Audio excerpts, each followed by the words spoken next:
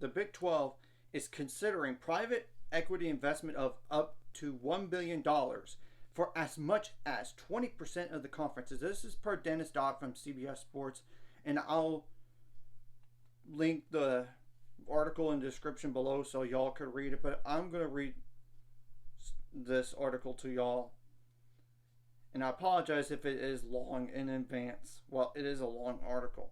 The Big 12 members are considering a first of its kind private equity investment to ensure the league's long-term financial and competitive security.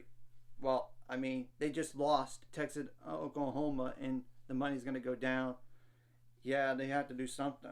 And on the table is a possible cash infusion of $800 million to $1 billion from Luxembourg-based CVC Capital Partners in exchange for a 15 to 20% stake in the league. That's what the sources told CBS Sports. A portion of the money would go directly to the 16 conference members, and the partnership would give the conference access to CVC's investment services and clients. And CVC is a global private equity giant that manages over $200 billion in investments worldwide, according to its website. And the firm made a presentation to the league at the recent Big 12 spring meetings in Dallas.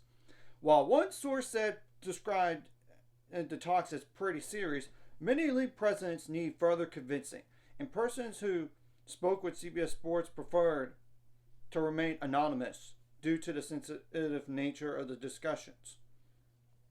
And no league has ever been this close to a private equity investment of this kind, as we all know.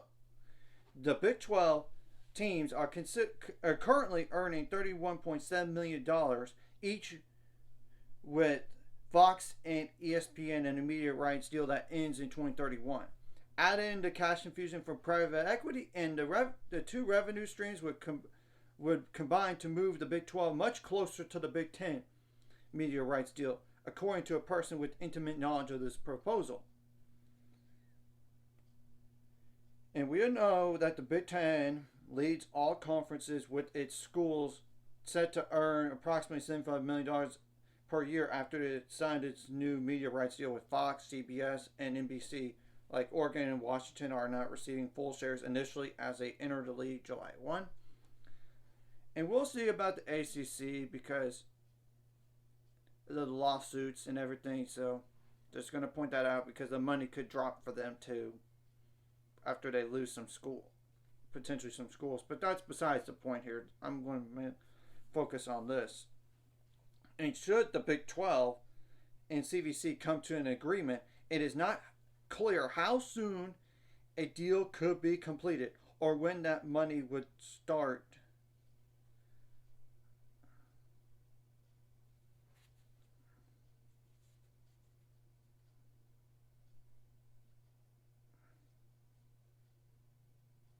or rolling into the conference.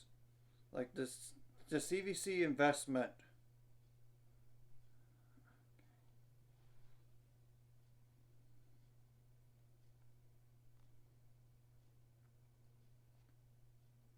would require like the Big 12 to stay together long term. Of course it would require that.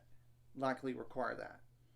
That might require some of the assurance for CVC that a new grant rights would be signed in 2031. The investment would certainly be a significant factor to stay together, but with realignment, anything could change. Yeah, no kidding about that. The discussion is to the point that three sources told CBS Sports a small working group of three Big 12 presidents have started digging down on the proposal, and sources said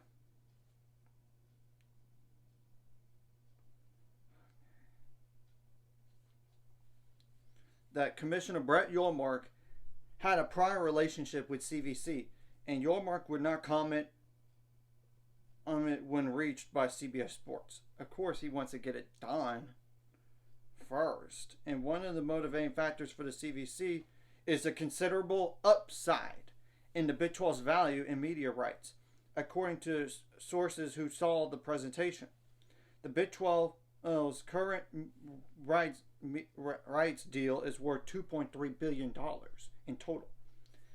And the league is currently fourth in annual value for its schools among the Power Four, behind the Big Ten, SEC, and ACC.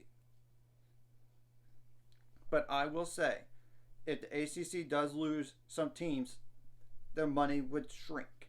I would think so. But this is besides the point. Trying to scroll up the article here. I apologize for that, y'all. A doubling of the Big 12 media rights deal rights would put the total value of the league at approximately $5 billion in its next negotiation. 100% increase in value was deemed as reasonable by a media industry source contacted by CBS Sports. And media rights revenues for all FBS conferences have increased steadily in each of the negotiations. Of course, we all know the House versus NCAA settlement.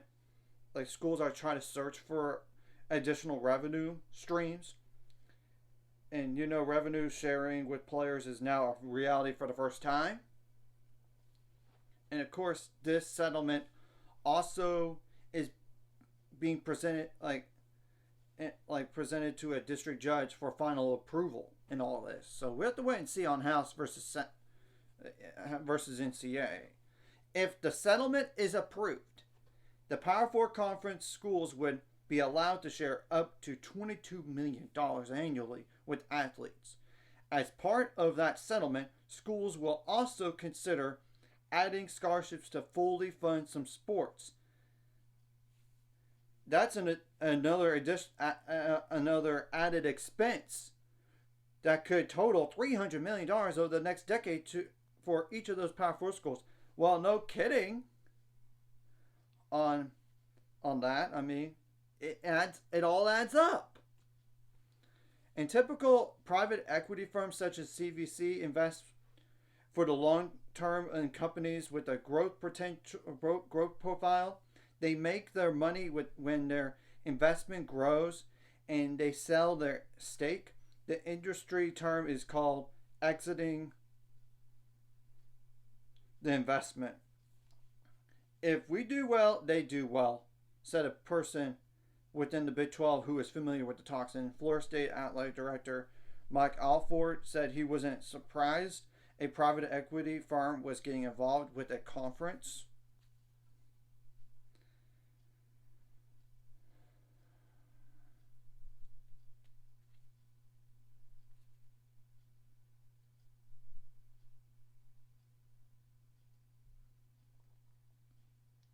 The future is we're looking at it. Private equity, Alford told CBS Sports. I think it will start at the conference level first, if it doesn't start with us first. It is no secret that Florida State has partnered with private equity firm Sixth Street, another leading global equity firm, to maximize its value in its attempts to exit from the ACC. For 1 month, beginning July 1st, the Big 12 will operate as a 12-team league with the loss of Texas and Oklahoma to the SEC. It will formally debut as a 16-team league on August 1st.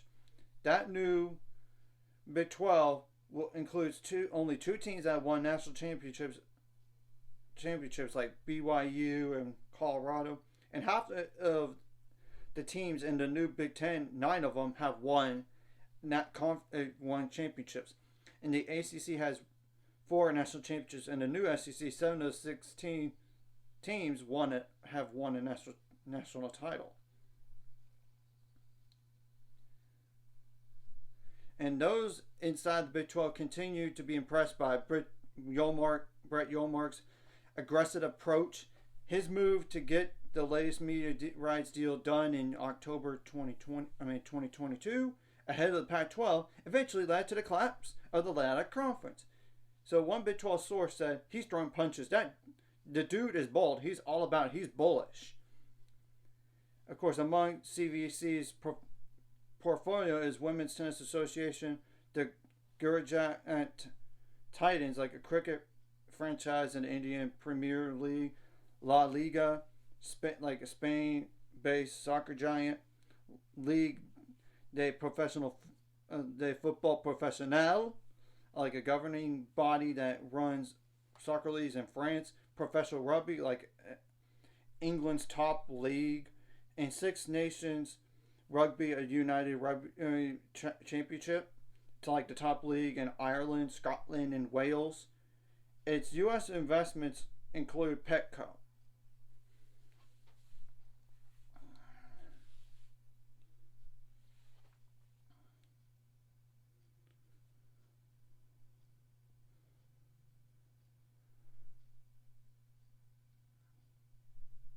And CVC was founded in 1981, and Rob Lucas is the company's CEO and managing partner who has been with the company since 1996. And private equity is being considered for an inevitable for college sports, such as schools seek revenue streams.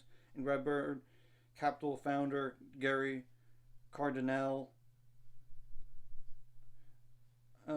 raised eyebrows in December when he said college football was vastly undervalued. Redbird has a stake in soccer giant AC Milan, as well as like Pittsburgh Penguins and Boston Red Sox, and the new in-season basketball tournament, the details of which were first reported by CBS Sports, is backed by an offshoot of like Redbird Capital, Redbird International Media Investments, and Redbird IMI,